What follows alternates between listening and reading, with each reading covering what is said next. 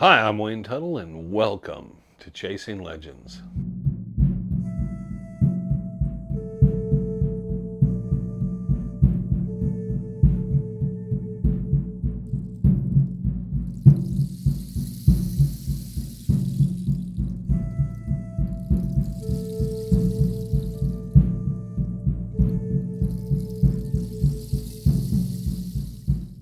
Welcome back to Chasing Legends. This past week we lost a very good friend and legendary Dutch hunter, Mr. Clayton Leroy Wurst. Clay passed away June 25th, and pretty devastating news. You know it's coming. Clay had lived a long, very prosperous life. We tried to think of so many ways we could pay tribute to Clay, and one of the best ways I thought of is to show the actual film footage we had from sunsets. Now, this is not the film footage you see in the film Sunsets. This is myself asking Clay questions and us talking. And so there's a little bit more to it. But this was for the Sunsets film project, the last time we actually filmed him at length. And it does cut out. We will put a still photograph because we were in the middle of talking about the Salazar survey. So we wanted to kind of finish that. Of course, we did continue once we were done. Is that all we need? That was we just continued on talking for another hour or so. But we have all kinds of other video footage and stuff that's obviously archived, and we'll present that in the future. But I thought this might be the most fitting way to say goodbye to him. Knew Clay for quite some time. I think he's going to be very sorely missed. But he is in a better place wherever he may be. And vaya con Dios, my friend. Without further ado, here is Clay Wurst. All right, so the first question, Clay, is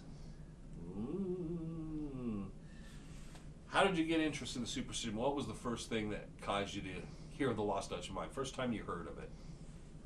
Through my father. My father was in the Spanish-American War, mustered out in 1898, followed the gold rush to Nome in 1900.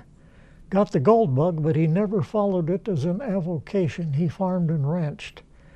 But we wintered in Phoenix in 1936, and my dad went down to the old city library that was on Washington Street then, read about the Lost Dutchman Mine.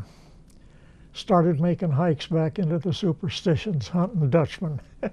I can honestly say I made my first trip to the superstitions in 1936. I was 7 years old, trudging along behind my father, probably complaining every foot of the way.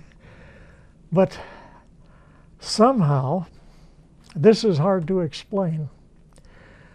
A kid from the Shortgrass Prairie, Montana, North Dakota, standing here looking at a saguaro cactus, maybe 30 feet tall with a dozen arms on it. That's stuck in my memory bank. It got frozen in there. And North Dakota's got to be the flattest state in the United States, standing there looking at Superstition Mountain. Somehow, as a child, I knew that my destiny was here. And it was.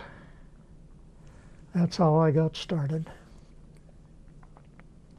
Okay, he said he's not. So you were originally from, where were you born and raised? Right astraddle the Montana-North Dakota state line. I had a North Dakota voting residence and a Montana mailing address. Lower Yellowstone Valley, irrigated farm country. All right, so, and we talked how you discovered them. What treasures were you searching for in the Superstition Mountains? Was it just the Dutchmen, or what got you interested for you to just say, I want to come out here and do this? Essentially the Dutchmen. But if you believe that Mexicans had mining operations back there in the 13th, 14th century, if you're hunting Dutchmen, you always hope maybe you'll stumble on something else of value. But to hunt a specific mine The only one I ever specifically hunted was the Dutchman. I never specifically hunted the Two Soldiers Mine, any of the others, the Deering Tuning Mine. No, I was a Dutch hunter.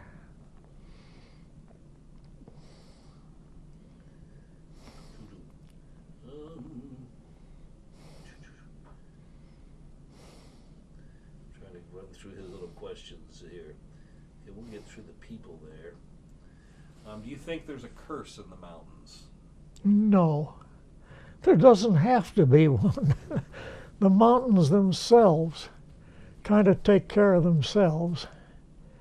It's no place for the careless. It's no place for the incompetent or marginally competent. If you're going to spend a lot of time in the superstitions, it's good that you know what you're doing, or you can end up in deep trouble, and they do, and they have. No, I don't think there's any curse involved. So kind of going with that, some people believe the mountains are almost like a living entity to themselves. But they are what? A living entity to the mountains themselves. The mountains are kind of their own. That'll ring off in Yeah, a second. wait for a second. Some people think the mountains. Call from wireless caller. Call from wireless caller.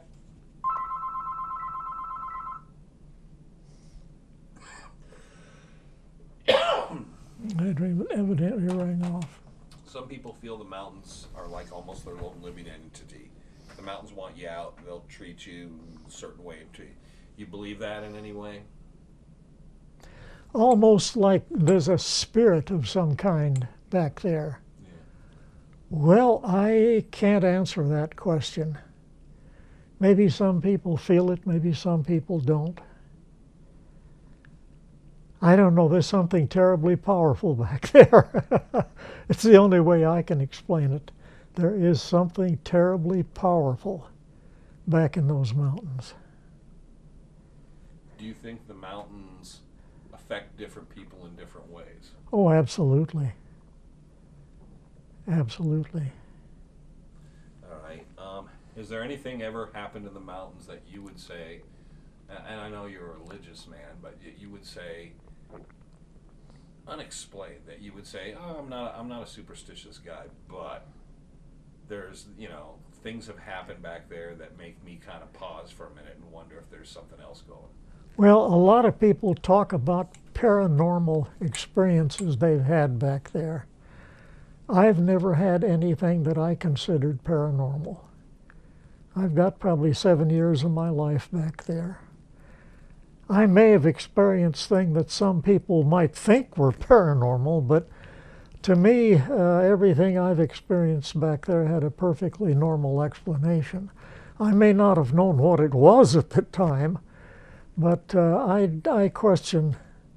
I've certainly never experienced any paranormal things back there. Do you have any regrets looking back at all the time you spent in the mountains and how it's a big chunk of your life? Regrets? If I could turn the clock back to 1947 and absolutely knew then that I would never find it, with God as my witness, I would do it all over again, because it has been one of the most rewarding experiences of my life. And I wouldn't take $10 million tax-free today in exchange for those precious, precious memories. No, I would do it all over again. Let's see what else he has. So, do you in any terms think of your own legacy, pride towards what you've accomplished in the mountains? Oh, that's a tough call. A lot of people have asked me, I say I've got 7 years of my life back there, and I've had a lot of experiences that I'll admit it would be a shame if they ended up in the cemetery someday. And people say, Clay, when are you going to write your book? Well, I maintain I occupy a unique position among Dutch hunters. I think I'm the only person that's ever spent over 2 weeks back there that has not written a book about it. I'm comfortable that way. Maybe someday in my dotage. The problem is, by the time you get to your dotage and you've got time to sit down and write a book, you can't remember anything. So we'll see what happens. It'll play itself out. Okay, what year did you start searching for the Dutchman? Not when you went with your dad. What year did you? 1947, fall of again? 1947. Okay, do it one more time. 1947. So that was what, 44 years ago? 74 years ago. I got an F in mathematics. It was the fall of 1947 that my father and I packed in the first trip. Okay, how did you meet Brownie Holmes? How did you come to become friends? Well, I first met Brownie. You know, Brownie was in an accident. I guess it was, I don't know, maybe in the 1940s. Horse fell on him and crushed one of his feet. He had to quit cowboying. He worked for the Arizona Game and Fish Department for a number of years. But then he went back 1 year and worked for Barkley Cattle Company at Roundup. But he wasn't cowboying, he was packing. When they go back in there, anywhere from 90 to 100 days on Roundup, they have to have a packer bringing supplies into them constantly. And that was the first time I encountered Brownie Holmes. I was coming out on the trail by Miner's Needle, and Brownie was coming in, riding a horse and leading a string of burros, each burro with 2 big wire-tied bales of oat hay on them. He was packing feed in for the Roundup crew. And we did no more than introduce ourselves. We didn't really, on trail, when somebody's busy, you don't want to detain them. We simply introduced ourselves, and I don't think either one of us attached any great significance to who the other one was. But then, later I became a dear friend with Niall Latham. Niall Latham was a staff photographer for the Arizona Republic. Maybe it was the Phoenix Gazette at the time. And he knew Brownie. And he knew that Brownie had spent a lot of time in the Superstitions, and knew that I had, and we shared common interests. And he said, Clay, he said, you ought to let me take you over and introduce you to Brownie, which I did. And somehow Brownie and I hit it off. We had an awful lot in common.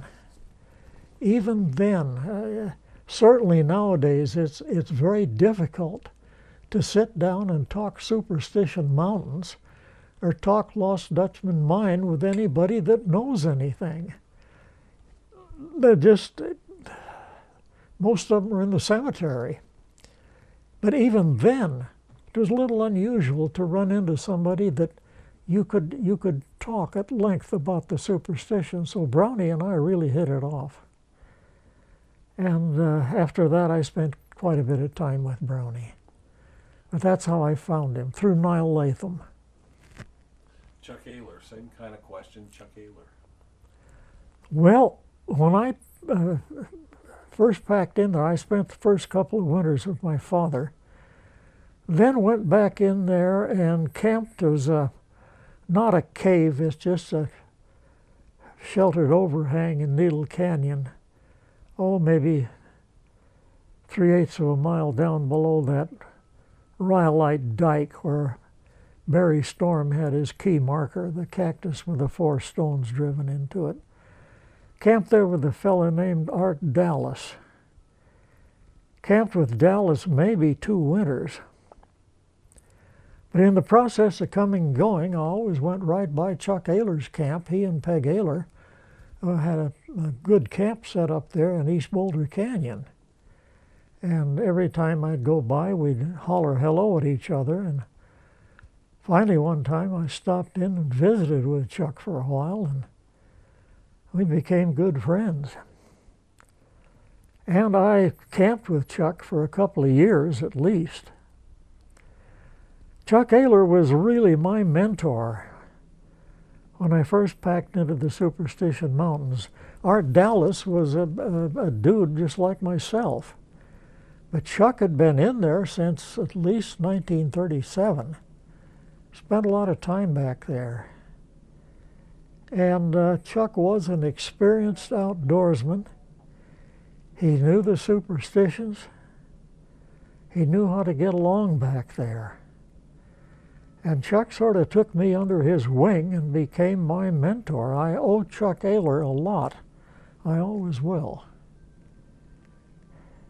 Did you know Andy Sinbad?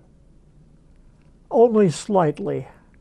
I knew Andy when he was camped over here on the west side of 88 and had a mining claim back there, but I only knew Andy just casually.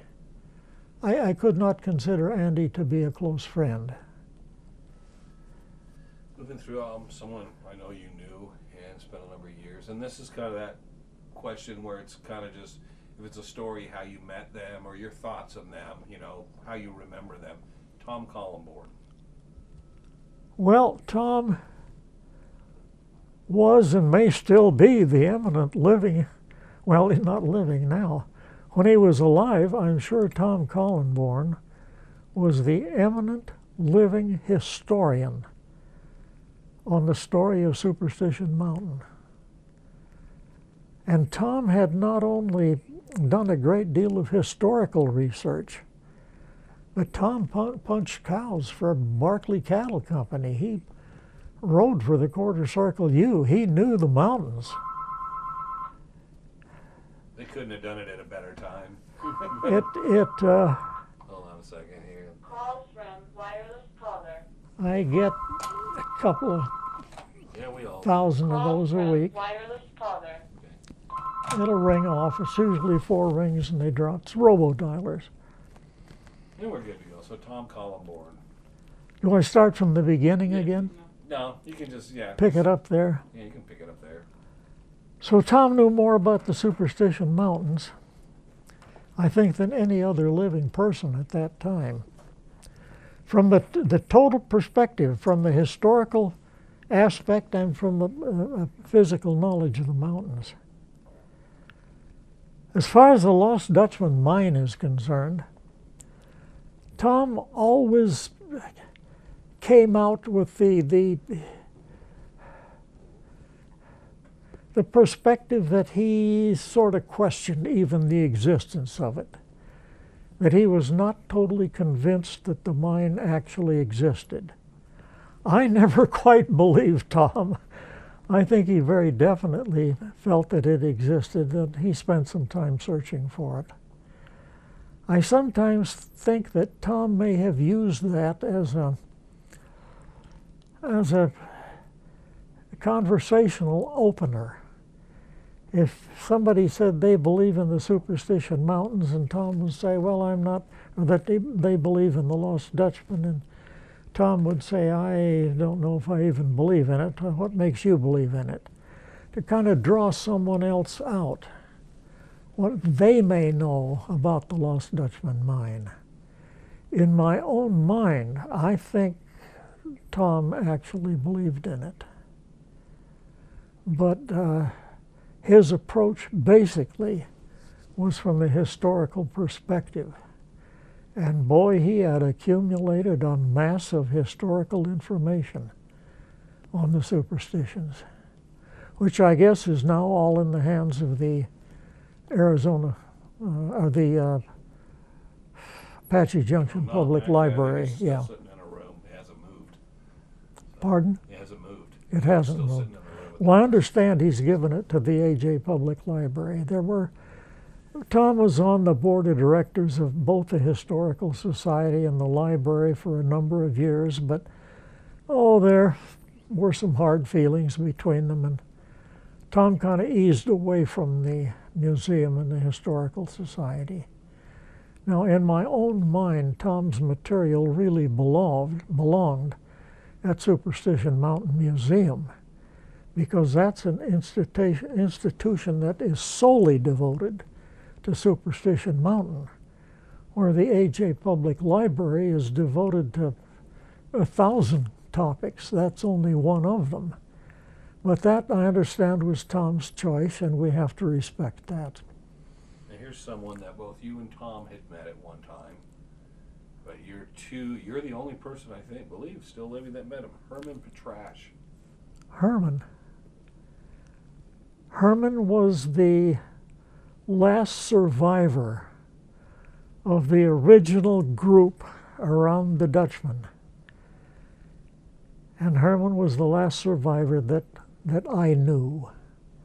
Yes, I knew Herman Petrash when he lived in his little cabin there down on Queen Creek, just below Martin's Ranch.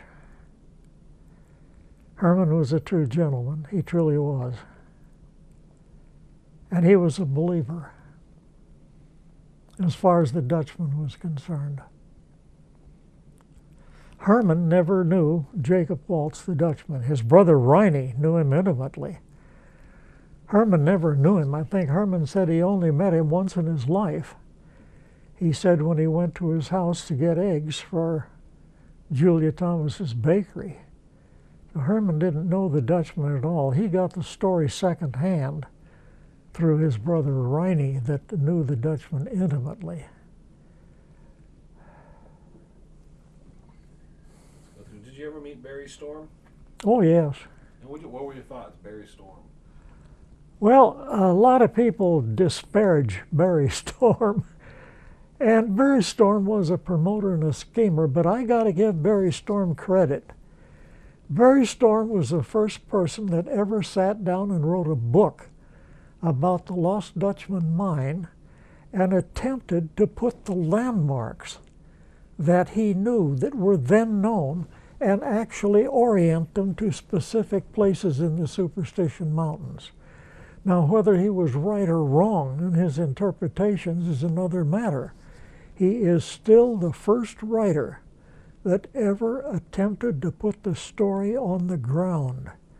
And Storm at least spent a great deal of time in the superstitions. And some of the things that he discovered and put in his book, I think, were authentic landmarks. Some maintain that saguaro cactus there in Needle Canyon with the 4 stones driven in it, that was fake, that Barry Storm created that. I don't believe that. I believe it was original. And Barry Storm discovered it. The carvings on the rock up on top of Blacktop Mountain. Some people, oh, Barry Storm made those. I don't think so. I think Barry Storm discovered those, and I think those were actual original landmarks that were there. Now, at least Barry Storm told me that he discovered them, and I believed him. We were at the point with each other where I don't think we were lying to each other. No, I got to give Storm a lot of credit. Companion of Storm's that I know searched out there with him and then really separated from John Burbridge. Did you know John? I did not know Johnny Burbridge. We'll just move on. Bob Shoes, you know Bob? Very well. He's my next door neighbor. Well, he's my next door neighbor in that he owns Goldfield Ghost Town, and I own the old Wasp Mine. They're contiguous to each other. I respect Bob very much. Bob has done a fantastic job. I believe Goldfield Ghost, of all the western theme towns in Arizona, I believe Goldfield Ghost Town is the only one that's an actual reconstruction on the original site. The rest of them are all simply modern construction built at random locations. Now, Bob has done a fantastic job at Goldfield Ghost Town, and I respect him and I admire him for that. Anything you want to ask? Because you're running out of sea fast, right? I'm not thinking. I'm trying to think. Like 10 minutes. Salvador de Gadillo. I love Salvador Delgadillo. Salvador spent an awful lot of volunteer time. I was deeply involved. I was one of the founders of Superstition Mountain Historical Society and Superstition Mountain Museum. And the Historical Society, of course, was involved in building our first museum at Goldfield Ghost Town. And Salvador Delgadillo worked his heart out in helping to build that thing. We didn't have any money then. It was all volunteer work. And Sal was the big volunteer. He and Larry Hedrick virtually built that thing. So I think the world of Salvador Delgadillo. He's a pretty good guy. He is a pretty good guy. Here's a gentleman, was far smarter, self-educated on the subject, but John Wilburn. Knew him well. John, for years, lived right next, he may still be over there, at the Bluebird Mine, which is right next door to me. Now, John Wilburn, I don't believe, had any formal credentials as a geologist or a mineralogist. He was self-taught, but he was taught. And John Wilburn spent more time poking around over at Goldfield than any other 10 geologists that ever lived. And although he, I don't believe, had formal credentials, when John Wilburn talked about geology here at Goldfield, you would do well to pay attention. John Wilburn was extremely intelligent. I understand John is in extremely poor health. And I have been told that he still lives over there in back of Goldfield, but then I've told that's not so, that he lives with his family. I don't know. But I have nothing but respect for John Wilburn. Yeah, I think he moved back. His family's taking care of him. Where was he from? Oklahoma, Kansas, Iowa? Yeah.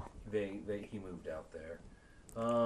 Another gentleman that was sometimes controversial with people, but some people got along with him great, some people didn't. Jim Hatt. Well, Jim Hatt was controversial. I considered Jim Hatt to be a good friend of mine. Jim Hatt was extremely intelligent.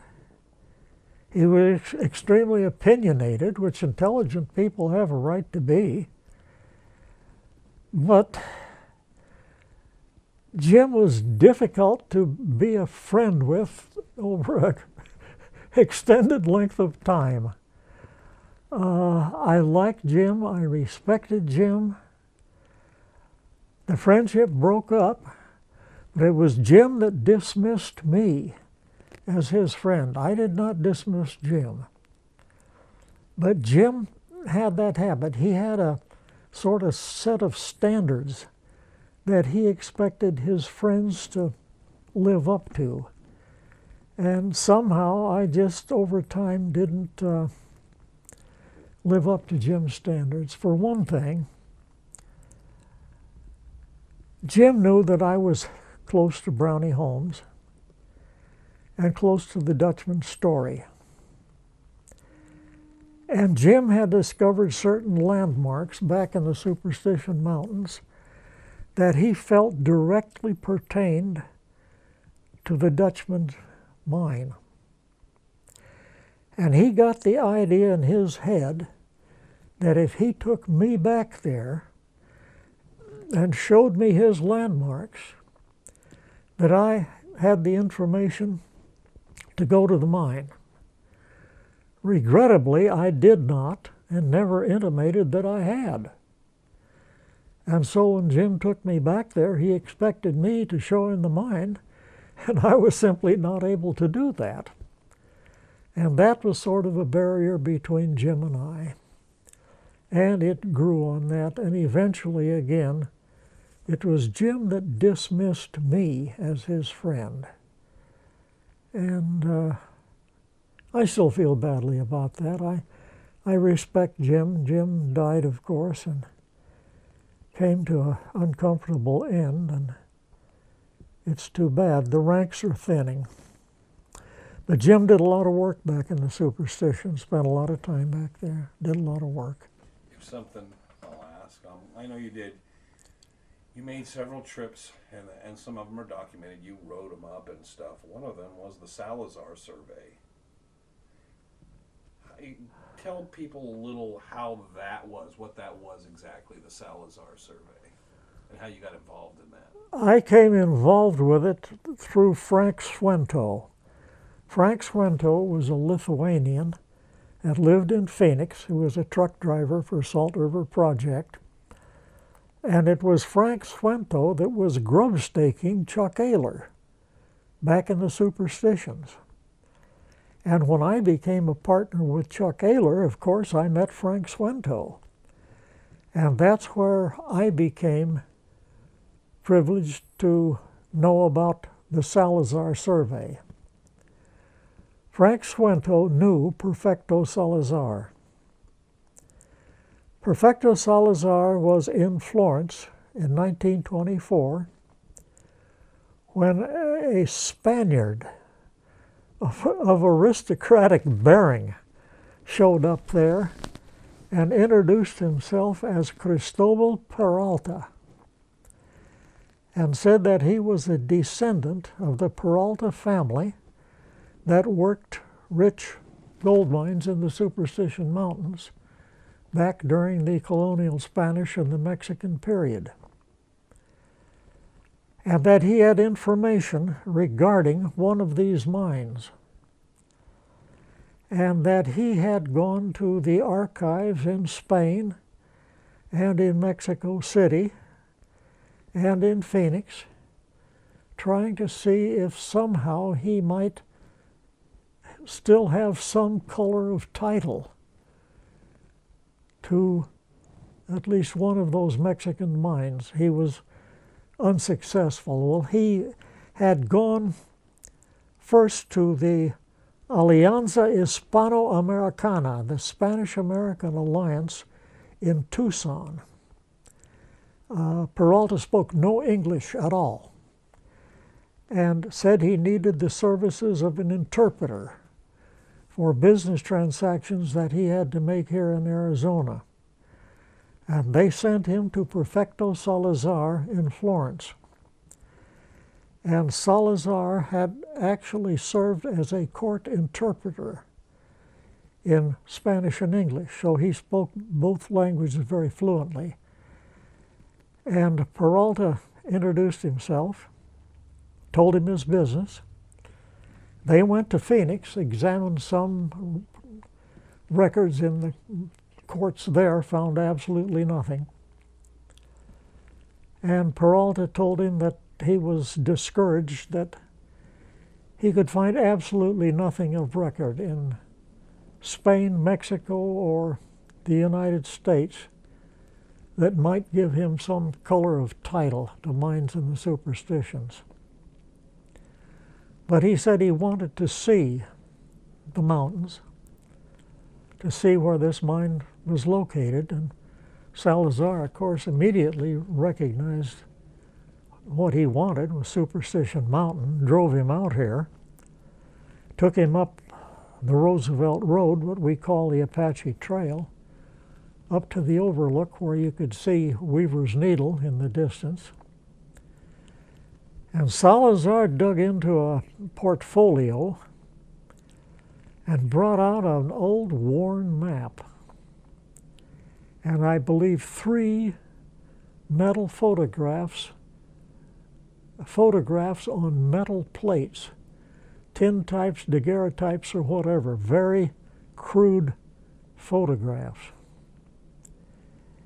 And this map showed the Salt River, called Rio Salado, showed the 4 peaks, Cuatro Picachos, showed a pinnacle on the south side of the Needle called El Sombrero, showed a line running directly north from this pinnacle. It had the numbers 4 and 62, with absolutely nothing that Salazar could see indicated what the 4 and the 62 meant. There were a couple of little squares. There was a line across the north end of the map up south of the Salt River. I wish there was some way to get rid of that thing, but they say you can't. We only got a minute left, but we'll run it out. You can just talk it out. Call from wireless caller. It's good to know that you get all these calls too. Yep. It's, At any rate, that map showed the Rio Salado, the Salt River, showed the 4 peaks, showed a pinnacle called El Sombrero that you presume was Weaver's Needle, showed a line running north of that pinnacle, the numbers 4 and 62. To the north of that was the numeral 7 all by itself, and what appeared to be a trail coming in from the Salt River, running to the east and the southeast, and 3 little squares along that trail. Now, Salazar explained that a Mexican survey party and mining party had come up here in the winter of 1854, when this was then a part of the United States. So they were encroaching in a foreign country, and that they opened a mine, a Mexican mine, and that they did a survey of the mine. And they established a meridian running north of this El Sombrero, this peak, by stellar observation on the night of April the 14th, 1854. They took a shot on Polaris, the North Star, to establish that meridian. Now, the numbers 4 and 62 were along that line. You had no idea what they meant. Well, Salazar was not allowed to copy the map. After he got away from Cristobal Peralta, he made a memory copy of it on a piece of sack paper, but unfortunately he didn't remember enough, and he didn't understand enough of what he did remember. It came to nothing. Salazar and some friends made some effort to rework this survey. They had no success. They got Frank Swento involved. Swento got Chuck Aylor involved. Chuck Aylor spent some time. That survey, if you consider that the mine was on a north line, and you had no reason to believe that, if you considered the 4 was kilometers and the 62 was meters, and you went up the north line from Weaver's Needle, that put you up in the Red Hills. But that didn't even make sense, because if the distance was 4,062 kilometers, you would not put down a 4 and a 62. You would put down 4.62 kilometers or 4,062 meters. You wouldn't break the 2 units of measurement. It didn't make sense. So it came to nothing. Chuck Aylor gave it up. He found the digging was pretty hard out there and figured Clay Worst ought to get involved. And I did keep a camp on Needle Canyon for a couple of years. Did spend quite a time up in the Red Hills country, just on a chance, 4,062 meters north of the peak of Weaver's Needle. Took an old Fisher M-scope in there, null balance, metal detector. One of the early ones, bought it from Gerhard Fischer, the old man himself. And up there in the Red Hills, I got one spot where I had a strong indication. And I dug a hole there. It must have been, maybe 8 feet deep. It was deep enough that we had to put a windlass up on top to hoist the bucket of rocks out, but finally struck a fault down there that was filled with wet fault gouge. And those early Fisher metal detectors were very subject to groundwater. They ran on 87 kilocycles, and it was simply a vein of groundwater that we discovered. There was no gold in it. So I simply gave it up. That was the end of Salazar's survey, but I definitely believe that in 1924, a man named Cristobal Peralta definitely showed up here in Arizona, showed up down at the Spanish-American Alliance in Tucson, worked with Prefecto Salazar, that he had paperwork with him indicating that he had some involvement with Mexican mines in the Superstition Mountains. But unfortunately, it came to nothing. No one was ever able to backtrack Prefecto Salazar. Or Cristobal Peralta, I'm sorry, Prefecto Salazar died. No one was able to positively identify and backtrack Cristobal Peralta. You got everything you need? Yeah. That's We're easy done? it was. Yeah. It's that. That was simple. I think Thank you for joining us for this Chasing Legends and saying goodbye to our friend Clay Wurst.